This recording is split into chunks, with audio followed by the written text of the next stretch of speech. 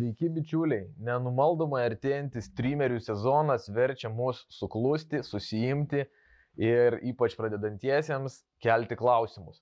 Taigi šiandienos mūsų tema ir bus skandinimo technikos, taktikos ir įranga, priemonės, kuriomis mes tai darome.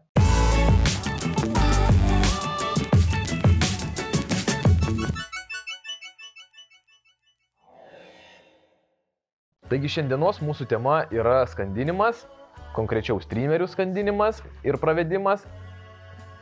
Ir pradėsiu aš nuo pačio paprasčiausio būdo, kuris yra labai efektyvus, ypatingai mažesniuose upeliuose, tai yra naudojant sunkesnę muselę. Sunkesnė muselė, turiu galvoje streamerį, į kurį pridėta daug papildomo svorio, ar štai šitame papildomas dar žalvarinės akis. Jos pačios padaro muselę pakankamai sunkia ir jinai skęsta. Ir čianais mes naudojame tą patį plaukiantį valą, tada naudojame konusinį pavadėlį ir sunkią muselę. Užmetame, duodame šiek tiek laisvo valo, muselė greitai skęsta į dugną, įtempus ir sroviai pradėjus nešti muselę, mes darome pravedimą. Ir šitas pravedimas, aš jį vadinu kabančiu, nes visas mūsų valas yra viršuje, kaip ir plaukiantis yra vandens paviršiuje, pavadys kaba, muselė apačioje nusvėrus pavadį, keliauja ten, kur mums reikia. Ir šito pravedimo, šito skandinimo privalumai yra tokie, kad užskandinti galime pakankamai greitai, tai priklauso nuo mūsų muselės svorio ir nuo pasaitėlio, kurį naudojame. Kuo jisai plonesnis, tuo greičiau muselė skęs. Nereikia jokių papildomų pavadžių, jokių papildomų valų, tiesiog turi sunkių ir labai sunkių streamerių, užmetėjai, užskandinai, įtempiai, pravedėjai. Nagi, atrodo viskas pakankamai paprasta, bet aišku yra ir trūkumų. Didesniai srovėjai, tas muselės vis tiek mums kels į paviršių, nes mūsų valas yra viršui, pavadys tiesiasi, muselė kyla į paviršių. Ir jinai nebežvėjoja taip efektyviai ir ten, kur reikia. Mes giliai ir lėtai pravesti su tokia muselė jau nebegalėsime, ypatingai kai srovė yra didesnė. Kitas trūkumas, kai srovė per lėta, toks masalas tiesiog kris ant dugno. Ir mes su muselinė negalime džigauti kaip su spinningu, kad šokdint masalą ir ypatingai upelyje, kur daug visokių kliuvinių ant dugno. Tai nėra gera išeitis. Taip, kad čianais yra, šitas skandinimo būdas yra tik tai tam tikrom sąlygom. Turime plaukiantį valą, tada konusinis pavadys, pasaitėlis ir sunki muselė. Tai yra kabantis pravedimas ir jeigu mūsų šniūras bus daugmaž vandens paviršiuje, turėsime pakankamai gerą srovę, muselė nekris ant dugno ir bus mums lengva pravesti už akmenų, kažkokiam tai giliam srauniam ruože, bet jeigu tik tai srovė sumažėja, mūsų muselė rizikuoja atsidurti dugne ir už kažko užkliūti. Kitas daug populiaresnis ir daug efektyvesnis skandinimo būdas yra naudoti polilyderius. Mes naudojame nebe paprastą konusinį pavadį, o vietoj jo dedame konusinį pavadį aplietą danga, apie kuriuos mes kalbėsime sekančiame video. Ir pats pavadys, jisai skęsta. Jie turi skirtingus skendimo greičius, jie taip pat būna skirtingų ilgių pagal valus, pagal vieni dvirankiams, kiti vienrankiams, vieni lengviems valams, kiti sunkesniems. Pasirinkus sau tinkantį polilyderį ir turint bent 2-3 skendimo greičius, galima prisitaikyti prie pačių įvairiausių sąlygų. Ir šito pravedimo specifika yra tokia, kad mes jau nebe visiškai turim kabantį pravedimą, o tokį pusiau gulinti. Reiškia, mūsų dalis šniūro užskęsta, jį užskandina pavadys, prie pasaitėlio tvirtinama muselė ir ta muselė dirba tame gylyje, kuriame yra mūsų pavadys. Čianais jau žinoma geriau tokių labai sunkių muselių nenaudoti. Muselės naudojame šiek tiek lengvesnės, nes skęsta mūsų polilyderis.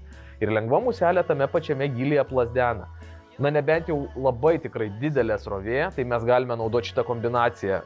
Greit skęstantis polilyderis, sunki muselė, kad kuo greičiau, kuo giliau ir turbulencija vis tiek neleis tai muselį nukristi ant dugno, kažkur įkliūti, įstrigti, įsikabinti. Tada galima ir naudoti ir šitą kombinaciją, bet čia aišku, jūs turite žvejybą visą laiką eksperimentuoti, galvoti ir spręsti problemas ir prisitaikyti prie situacijos. Taigi čia jau labiau išimtis, o dažniausia prie polilyderių yra naudojamos lengvesnės muselės, kad ir tie patys nedaug sunkinti arba visai kartais nesunkinti mudleriai, ar tarkim tas pats vulibugeris, nedaug sunkintas tik su galvute arba dar šiek tiek švino, tiesiog, kad nekristų ant dugno, ypatingai lėtesnėse vietose.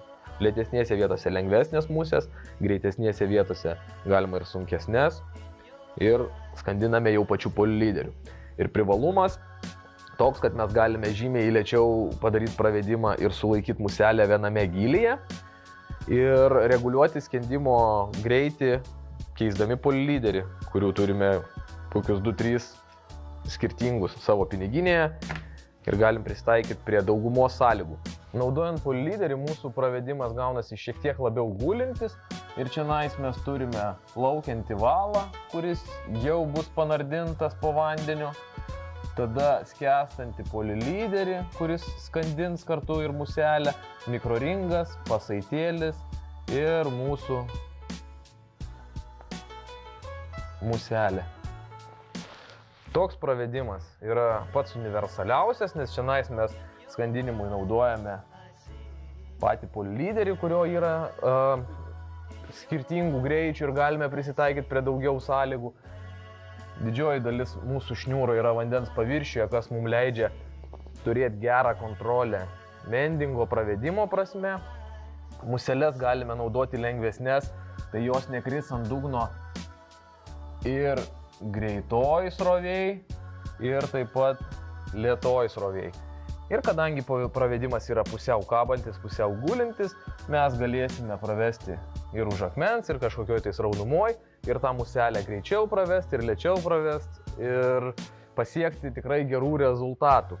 Trečias skandinimo būdas yra naudoti skęstančius valus. Skęstantis valas, tai ar tai būtų valo galva, 8-10 metrų ar visas valas, yra pakankamai geras skandinimo būdas, bet jis naudojamas bent jau mūsų yra pakankamai retai. Privalumas jo yra toksai, kad mes vadinam tą pravedimą visai gulinčių, užmetus valas paskęsta ir mes galime naudoti labai lengvas museles, nes valas užskęsta tikrai bet kokioj srovėjai, tikrai iš toli ir lengva muselė plazdens tame gylyje, kuriame bus valas. Galima labai lėtai dirbti su labai lengvom muselėm, jos plazdena kažkur arti dugno, netgi darant pravedimą, jeigu yra kažkoks kliuvinys akmuo, aplink akmenį visą laiką yra didesnė srovė, nes srovė atsimuša ir veržiasi aplinkui, tai ta lengva muselė dažnai net nekliudo to akmens perlipo, tiesiog nuo tos srovės pakyla ir nusileidžia, arba vos užkliudo. Tai labai svarbu, mes šitą pravedimą labai mėgstame ir naudojame žiemą gaudydami šlakius ir lašišas, kai pakrantės sušalusios ir prieini prie pat vagos, kartais stovi ant ledo, užmeti ir gali davesti iki pat ledo. Tai tokie pravedimai, lėti, gilūs, jie yra gerai, bet aišku, jie turi trūkumą.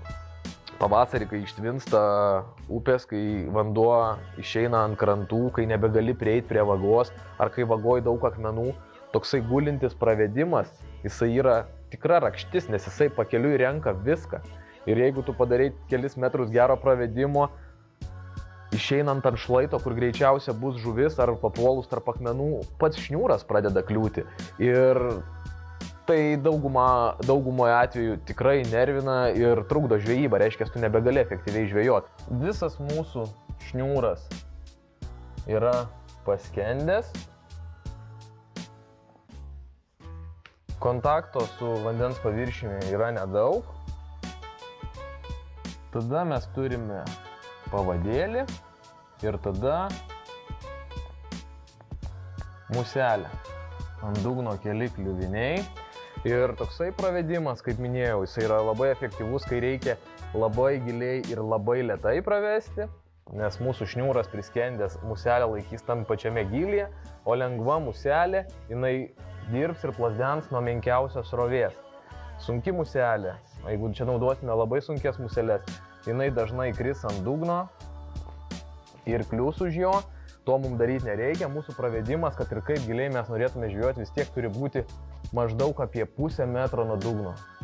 30, 50, 70 cm, jeigu gilesnėje vietoje. Mums nereikia pravesti visai dugnu. Taigi mes su skęstančiu valu naudojame lengvą muselę, muselę plasdeną, sutikus bet kokį pasipriešinimą didesnę srovelę, jinai pakyla, nekrenta ant dugno ir dirba. Tai va šaltam vandenį ar stovinčiam vandenį, kur reikia žvejoti didesniam gylyje, tikrai efektyvus būdas.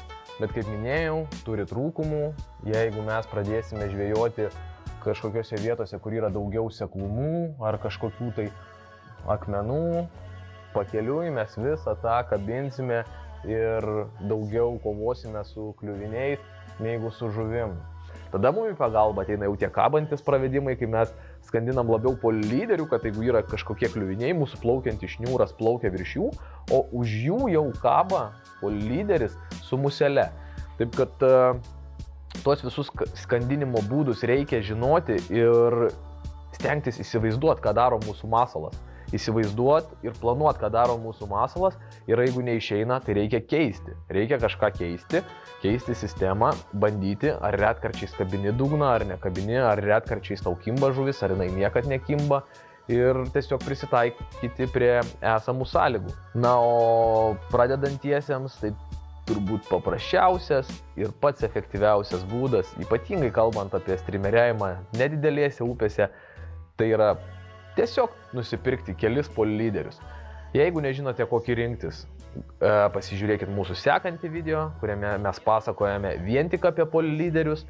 Na, o jei dar kils klausimų, tikrai nevenkite mums paskambinti, parašyti ar užsukti į mūsų parduotuves Kaune ir Vilniuje, ir jūs tikrai gausite visą reikiamą informaciją, patarimus ir dar pasiimsim kartu žvejoti. Taip kad, draugai, nepamirškite spausti patinka, dalintis, komentuoti, uždavinėti klausimus ir nesnauskit, sezonas jau prasideda, jau reikia nuvalyti dulkes nuo meškerių ir keliauti prie upės. Taigi susitiksime tenai.